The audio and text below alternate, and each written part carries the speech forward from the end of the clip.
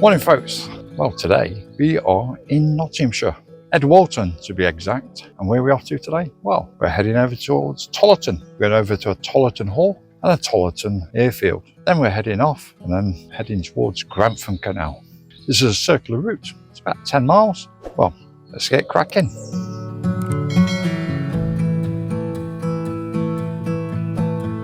The small village we're heading to is that of Tollerton. And it is a small location with a stack of history with a little bit of a connection to my family. Noted in the Domesday Book, but misspelt, as the scribe of the book wrote it as Troclavston. Over the next 200 years, this name changed several times until the name Tollerton seemed to stick. It all starts with the Barry family. Originally, the Barrys were awarded an estate at Pembroke and Barry Island in Glamorgan, Wales, plus land here in Tollerton, as thanks by William the Conqueror for their help and loyalty during the Norman conquest. And we're the first family to hold the lordship of Tollerton. Moving on to the end of the 13th century. So Richard Barry received his lordship and afterwards had a manor house built to the south of the village near the church. Some years later, the manor house, named Roclaveston Manor, was demolished and then rebuilt in a neighbouring field. The church has been here since the Norman conquest of 1066, although this current church of St. Peter's foundation stones date to the late part of the 12th century. In the early 1800s, the church was remodelled by the wealthy family who owned the hall, the Pendock Barry family. A mausoleum for the Pendock Barry family was built, which remains to this day. Over the wall behind me is Tollerton Hall, and that was built in 1830 in a Gothic style. Let's see if we can get a look at it. The building was originally started in 1697, built to resemble the architecture of a Queen Anne house from around 1702. Over the centuries, the owners of the hall have come from several families, but all connected by marriage. First the Barry family, as mentioned earlier, then the Pendock and the Pendock Barry families, then the Pendock Barry family, and then further extended family of the Pendock Neil Barrys. Well, they like to keep their double and triple barrel names. This is where the hall was remodelled to its present shape. Afterwards, Pendock Barry left the hall to his housekeeper, as he died as a bachelor. Susanna Davis kept the property until 1873. Then the Burnsides owned the hall until 1928, when the hall and land was sold to Sir Albert Ball. His son was a First World War fighter pilot and received the Victoria Cross and the Military Cross. The hall and estate was then converted to a residential sports club until World War II, when Tollerton Hall was taken over by the War Department from July 1940. First came the 7th Battalion Lincolnshire Regiment. Their role was to protect nearby airfields, including RAF Tollerton, where we are heading next. In March 1944, the American 507th Parachute Infantry Regiment arrived as part of 82 Airborne Division in preparation for the Allied invasion of codename Operation Neptune. This was the naval component and assault phase of the Allied attack, more commonly known as the D-Day landings. When the 507 left the hall, it became a prisoner of war camp for German and Italian soldiers. Afterwards, in 1946, the hall was purchased by the Roman Catholic Diocese of Nottingham, where they opened the hall as a school for boys, renaming the hall to St. Hugh's College. The school then closed 40 years later. Then in 1987, Bankart insurance brokers moved here and converted the place to offices. Bankarts and then Land Bankarts were large retail insurance brokers, and as I mentioned earlier, the family connection. Well, my uncle used to be a director of Land Bankarts until his retirement, and I remember coming to the hall as a child. I knew him as Uncle Barry. Before he was a broker, he served in the military, like myself, although I was in the army and he was in the RAF. On the 1st of June 2013, this memorial was placed and dedicated to the 507th Para Infantry Regiment, who were stationed at the hall and neighbouring fields of Tollerton. Well, I'm not sure about that fire over there. Looks like it's out of control. And I don't know if there's any houses up there.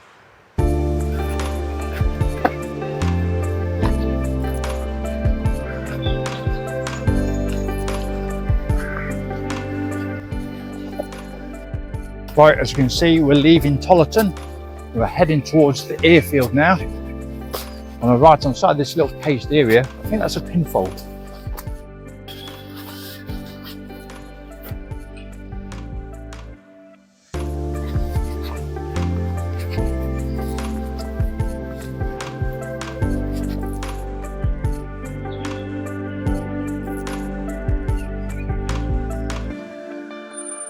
So this building in front looks like a bit of all sorts. I wonder how many times they got planning permission for that, or did they?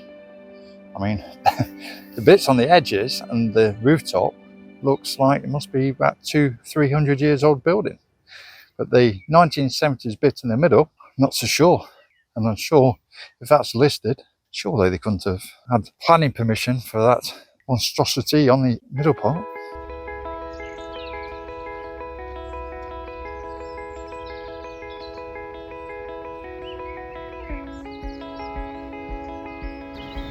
So there is a pillbox just there, but it's under all the undergrowth, and it looks like it would have been a nightmare to get to it, so I'm not going to attempt it. Well, here you go. As you can see, that's part of an aircraft. It's not looking a bit healthy at the moment though. But then we've got another one here that looks a little bit healthier, although I'm not sure. Don't look like it's roadworthy, well, airworthy. We're now at Tollerton Airfield, which is also known as Nottingham City Airport and formerly RAF Tollerton. Today it is used by Sherwood Flying Club and the Air Training Corps of 2425 Squadron and Truman Aviation. Although in 2021 Vistry Homes purchased the land and have plans to build a 400-house housing estate on the airfield, there are some Grade 2 listed small buildings around the site, which I aim to visit as we continue this walk. The land where the airfield stands was originally part of the Tollerton Hall estate until Sir Albert Bohr sold land for the airport to be built. In July of 1929, the airfield was opened by Sir Alan Cobham, the pioneer to long-distance flights. He made worldwide aviation accessible and popular for everyone. In 1934, Nottingham Airport Limited was set up, and Crilly Airways started daily flights to neighbouring cities and as far as Liverpool. Then on the brink of war in 1938, the government decided to train civilians to become pilots, creating the RAFVR, Royal Air Force Voluntary Reserve, and the CAG, Civil Air Guard. Then in September 1939, the airfield was renamed to RAF Tollerton, where it became the place for assembly of aircraft modifications and the repair of military aircraft. By 1941, 3 concrete runways were built and hard standing for up to 24 aircraft. Although the airbase could accommodate large aircraft, it wasn't built for heavy, full-loaded bombers. Come the end of the war, aircraft were cut up for scrap. This is where Tollerton specialised in breaking up Lancaster bombers, and a unit was started called Tollerton Aircraft Services, or TAS. This is when the southwest side of the airfield became a graveyard for broken up Lancaster bombers. According to Google Maps satellite view, there are some wreckages of aircraft that I hope to seek out in a bit. TAS was also used in converting military aircraft for civilian use. The unit got plenty of work, to the point that Tollerton was just too small, where in 1958 they left for the bigger RAF Wimswold, a few miles south of here. When the RAF left, the government was in 2 minds to convert Tollerton into a national airport, but decided against it because planes were getting bigger and Tollerton wouldn't be able to cope due to its size. So in 1965, Castle Donington was chosen, which is 15 miles southeast of here, which is also now known as East Midlands Airport. The airfield during the war was known as a field repair unit. Because of this, the airfield storage needed to be secured, so it became heavily fortified, which include 19 pillboxes around its perimeter and a machine gun post. Now today, 18 are believed to still stand. The one that was knocked down was on top of the water tower, and the water tower has long gone. Today, they are all Grade 2 listed and are of architectural and historical interest under the Planning Act of 1990. Which, as I mentioned earlier, Vestry Homes want to build a housing estate here, which I'm guessing, just accidentally, they knocked down all 18 pillboxes. Well, there's 3 types of pillbox here. There's a Type 22, a Type 24, and then there's 9 square ones, which are rare examples that still exist today. There's also one that's inside a hangar, and it's 2 stories high. but we can't see that one today. So we're going to try and see how many we can find. Well, I know where they all are, but I'm not sure how we're going to get there, because it is a working civil airfield now, which means there could be some security about. And I don't like trespassing. It's not good for my job. So we'll be discreet, but we'll stay within the laws.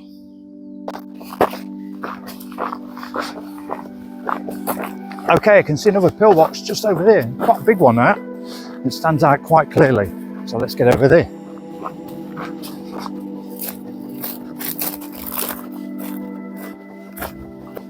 I can see this one, it's falling apart really. The wall looks like it's pulling away. Some of the outer walls are collapsing. See the concrete backing. As we move around its perimeter. We've got the entrance in here, and again, like the other ones, we've got trees growing through it. I'm not going to go inside it because I don't know what we've got in there. Looks like a lot of people have been drinking there, that's for sure. And then we can, this is more of an overgrown side. You see, there's another entrance there, so there's two entrances into this one. Okay, we have a negative. Now, according to the map, there's a little walkway across here, but as we can see, it's been taken away. So there was some sort of bridge there. I can't get across now, and there's a big stream in front of us. So we're not going to be able to get over to that side. We walk back alongside the edge of the perimeter of the airfield. There is a little bit that I think we can see one of the runways they don't use anymore, and it's got some of the remains of some of the planes that have been left as wreckage. It was meant to be a bit of a graveyard back in the day, and I believe that some of the Lancaster bombers. So I'm not sure if any of the remains of the bombers are still there as well. But we're going to have a look, see what we can find. And just at this point, actually, you can see from one side to the other, which probably wouldn't have been too good at the time. If somebody shot straight through that gap and hit the soldier, you could bounce through and hit the other soldier at the opposite side. You could have took two out at the same time. So as we're heading back, just looking at the windsock, and then I just noticed to the right of it, there's another bunker just there. Now I do believe one of those has a H above it, which we refer to as a helipad, but I'm not sure would have been big enough for a helicopter to land on it. Okay, so this is the end of the runway, so it's a pity that we can't get over the other side because you can see it's slightly raised. Now here's the white thing, centre of the picture. That I believe is an aircraft. You can see it on Google Maps. I'll show you now.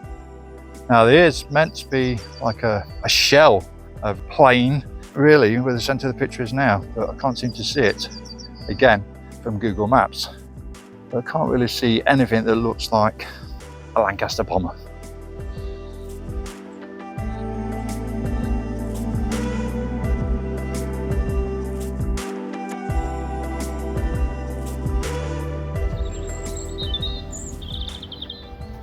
As you can see, I've lost some weight.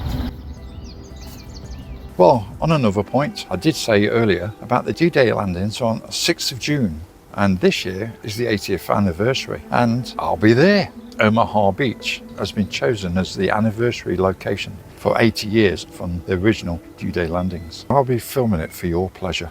Of the 14 remaining veterans that are still alive worldwide, they think this is going to be the last major milestone for them to attend, because the youngest is 97, and I believe the oldest is 107. So they're not going to be living for the 90th anniversary, I would have thought. This will be a big anniversary event for those and everybody else. I'm looking forward to it. It's become an expensive event of the freedom of the world. It's took a lot of planning to get to do this. Accommodation wasn't easy to find. A like to this video, and then please subscribe so you don't miss out on that video when it comes out soon.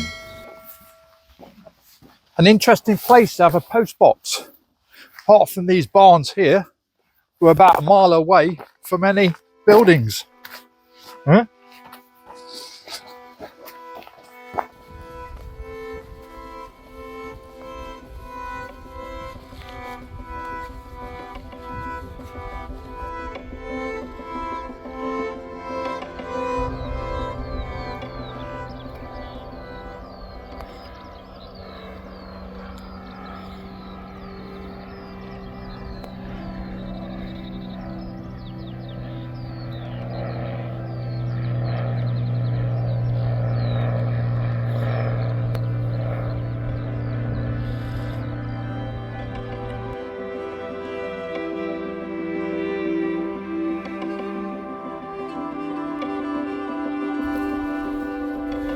nature's taken over, which I suppose it wasn't too bad a thing to happen, because it is obviously to be camouflaged. You can see the lookout positions from there, just beyond that. You can just about see in there now. So, there we go, see better now. But, well, it's an entrance, but I think it's been all blocked in. See what we can see around the edge. You can just see into that one there. So the only thing that's home to it now is the birds. Okay, I'm going to see if we can try and get over to that one as well. I'm not going to try and get over to the other two that's over there, because this is fresh crops and I'm going to stamp on it. So we'll just try and get to this one, because I think there's a way to get to that one. Of the 19 original pillboxes, believes to be there's 18 still about, but I can only locate about 7 or 8. There are some straight in front of the runway, in front of the buildings. There's one in the hangar, but I'm not going to go into that one, obviously. I can't exactly walk up to the hangar and think nobody's going to stop me, so I'm not sure where the other ones are. Actually, there's 3 there front. I thought there was only 2. So 3 sets of trees. Each set of trees there's one. All similar sort of pillboxes. And as I say, there's one here amongst those trees that we'll just try and have a look at now.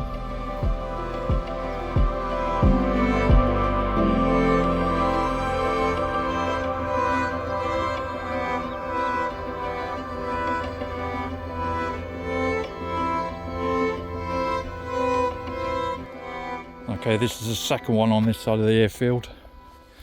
Again, you can just about make it out beyond the trees. And I presume exactly the same as the last one. We won't be able to see much of it. You definitely wouldn't see this if it was today. It's a pity that when they built them, they didn't have this amount of camouflage back then. Nobody would have spotted them here. I did notice another one, the opposite end of the field. There you go, there's the entrance to that one. We've got the blast wall just here on the right hand side. The tree's grown in it now, and obviously that's been stuck in the way to stop anybody else getting in there. People like me. You can see another way in from here. Again, all filled in. And then looking in around this direction, and you can see directly in that way. So I think this is a Type 22. Now, as you can see, there's more actual lookouts from this side. Some of them were to look out of the airfield, and some of them were to look in to see what's going on, and the airfield was there. Now, as I just mentioned, if you look straight that way where the trees are, right in the middle, you can just make out there's another pillbox over there. Now, we're not going to go over to that one. There is another one over there as well, so like left of the windsock. Now, I think that's the one we went to earlier.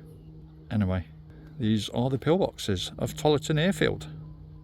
Now, as I walk away from the pillboxes and back towards the track, I just noticed this little mound here, and there's some concrete within that.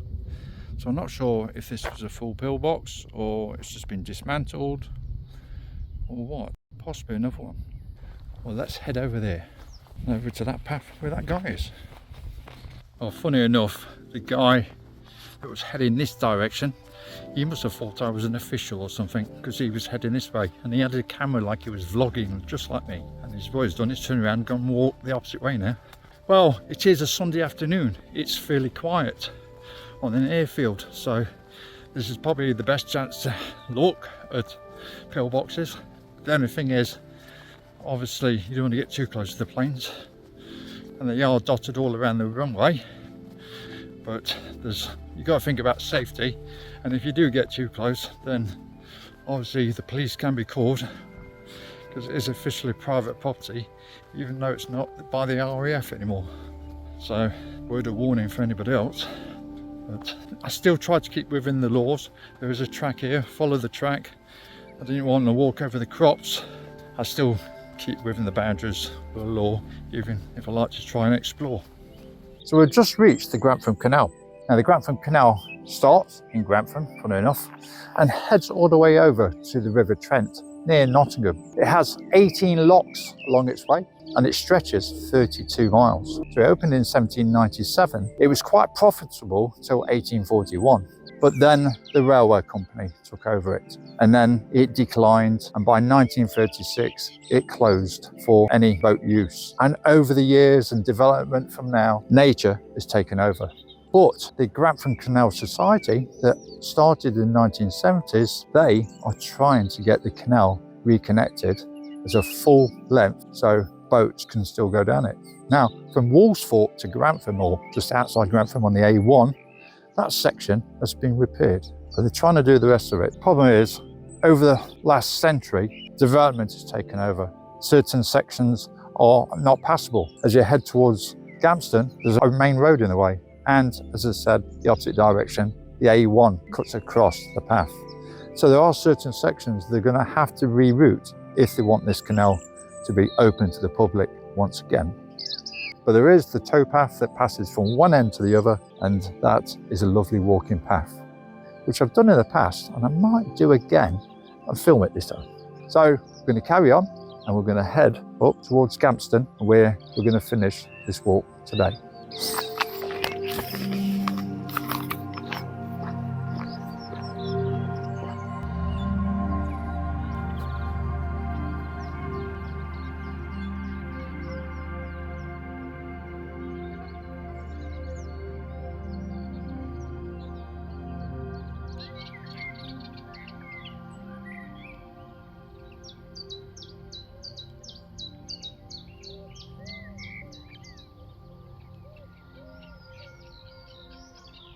Behind me is Cotgrave Golf Club. Now, when I was talking about the pillboxes, the actual furthest one away from the runway is back over that way, near where the clubhouse is now. And also, back in 1941, Wellington bombers were coming over to RAF Tollerton, and one of them hit bad weather, and it came short of the runway and it crashed. Landed just up near the clubhouse. Where the pillbox, there's a plaque on the side in honour of those that died when the plane crashed late for night.